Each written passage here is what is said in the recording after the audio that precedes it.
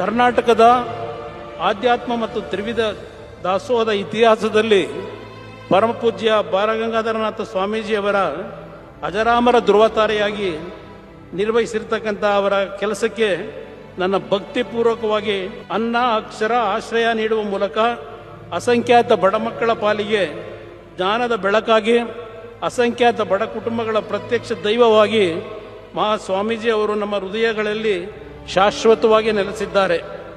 ಆಧ್ಯಾತ್ಮದ ಜೊತೆಗೆ ಶಿಕ್ಷಣ, ಆರೋಗ್ಯ, ಪರಿಸರ ಇತ್ಯಾದಿ ಕ್ಷೇತ್ರಗಳಲ್ಲಿ ತಮ್ಮ ಜೀವಿತ ಕಾಲದ ಉದ್ದಕ್ಕೂ ಅವಿರತವಾಗಿ ದುಡಿದ ಮಹಾಸ್ವಾಮಿಗಳು ತಮ್ಮ ಸಾಧನೆ ಮತ್ತು ಸಂದೇಶಗಳ ಮೂಲಕ ನಮ್ಮೆಲ್ಲರಿಗೂ ದಾರಿದೀಪವಾಗಿದ್ದಾರೆ.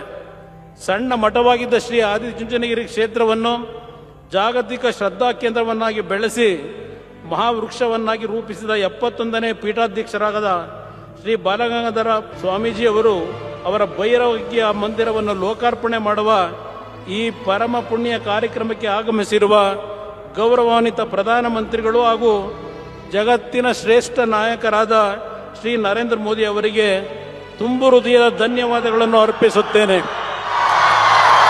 ಕರ್ನಾಟಕದಲ್ಲಿ ಶಿಕ್ಷಣ, ಪರಿಸರ ಮತ್ತು ಆರೋಗ್ಯ ಕ್ಷೇತ್ರಗಳಲ್ಲಿ ಮೌನ ಕ್ರಾಂತಿಯನ್ನು ಮಾಡಿದವರು ಶ್ರೀ ಬಾಲಗಂಗಾಧರನಾಥ ಸ್ವಾಮೀಜಿಯವರು. ಜೋಳಿಗೆ ಹಿಡಿದು ಹಳ್ಳಿಯನ್ನು ಸುತ್ತಿದ್ದ ರೈತಾಪಿ ಮಕ್ಕಳ ಜ್ಞಾನಾರ್ಜನೆಗೆ ದೊಡ್ಡ ಕೊಡುಗೆಯನ್ನು ನೀಡಿದ್ದಾರೆ. As we gather here in the divine presence of this sacred institution under the spiritual guidance of Sri Dr. Nirmalanandanatha Swamiji, let us draw inspiration from the noble legacy of Sri Dr. Balagangadharanatha Swami and enduring values upheld by the Adichunchanagiri Mutt. Honorable Prime Minister Sri Narendra Modi ji, your leadership is not merely admired but deeply felt in the hearts of millions across this nation. Your unwavering commitment, tireless dedication and visionary governance have earned you the profound love and trust of the people of India.